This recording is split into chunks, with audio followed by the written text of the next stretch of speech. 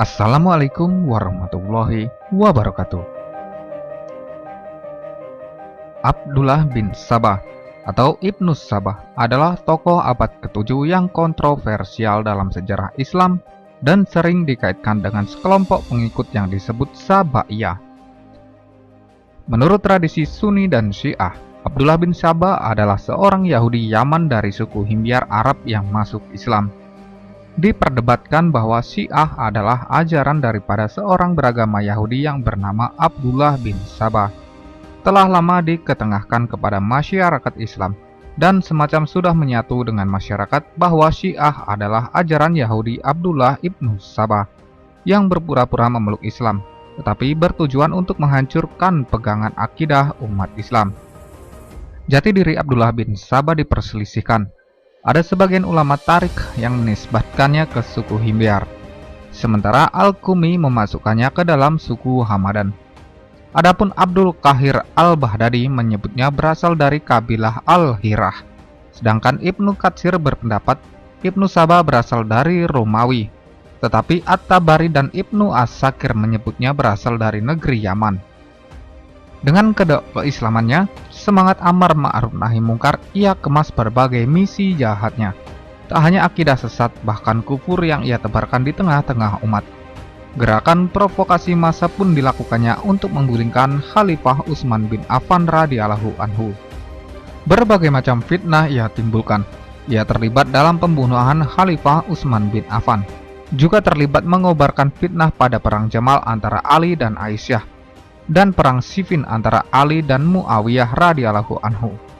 Kemudian pada pemerintahan Ali radhiyallahu anhu, ia kembali membuat ulah dengan memunculkan satu fitnah besar, yaitu mengajak manusia untuk meyakini Khalifah Ali sebagai Tuhan. Dengan sebab ulahnya itu, para Sabaiyah ketika itu harus rela dibakar oleh seorang yang mereka anggap sebagai Tuhan. Sosok Abdullah bin Sabah menganggap dirinya pengikut dari Ali bin Abi Thalib yang sangat setia. Ia juga terkenal sebagai sosok yang sering berpindah-pindah ke berbagai daerah untuk menghasut dan menyebarkan fitnah kepada masyarakat agar memberontak terhadap Khalifah Utsman. Ketika Abdullah ibnu Sabah berada di Mesir, ia membentuk sekte anti-Utsman. Usahanya tidak terhenti sampai di situ, karena Abdullah bin Sabah juga menanamkan doktrin kepada penduduk Mesir bahwa Ali bin Abi Thalib adalah pengganti dari Nabi Muhammad Sallallahu Alaihi Wasallam.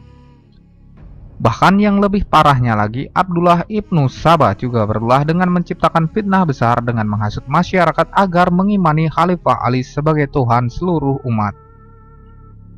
Peran yang ia mainkan telah menanamkan bibit kerusakan di kalangan orang-orang munafikin dan orang-orang sukuisme, serta orang-orang yang di dalam hatinya berakar hawa nafsu dan keinginan-keinginan buruk lainnya. Abdullah bin Sabah memperlihatkan keislamannya pada masa kekhalifahan Utsman. Dia juga mempertontonkan pribadi yang salih, kemudian berusaha menjalin kedekatan dengan Ali. Abdullah bin Sabah mengunjungi banyak negeri Islam. Dia berkeliling sambil menghasut kaum muslimin agar ketaatan mereka kepada para penguasa meredup. Ia memulai dengan masuk negeri Hijaz, Basrah, Kufah, setelah itu menuju Damaskus. Namun di kota terakhir ini ia tidak berkutik. Penduduknya mengusirnya dengan segera. Lantas Mesir menjadi tujuan selanjutnya dan ia menetap di sana. Langkah berikutnya ia melakukan korespondensi dengan orang-orang munafikin, memprovokasi para pendengki yang membenci khalifah kaum muslimin. Banyak yang terpedaya hingga kemudian mendukungnya. Dia hembuskan pemahaman yang ngawur kepada para pendukungnya itu. Dia berhasil menancapkan semangat untuk memberontak dan tidak taat di kalangan sebagian kaum muslimin, sehingga mereka bertekad membunuh Khalifah Utsman, khalifah yang ketiga, menantu Nabi Sallallahu Alaihi Wasallam. Para pengikut sang penghasut ini tidak menghormati kemuliaan kota Madinah. Mereka tidak menghormati kemuliaan bulan yang mulia, juga tidak menghormati orang yang sedang membaca Al-Quran. Khalifah Utsman mereka bunuh saat sedang membaca Al-Quran. Menurut Syiah, Abdullah bin Sabah adalah tokoh fiktif. Salah satu ulama besar Syiah menulis kitab khusus mengenai kefiktifan sosok Abdullah bin Sabah ini.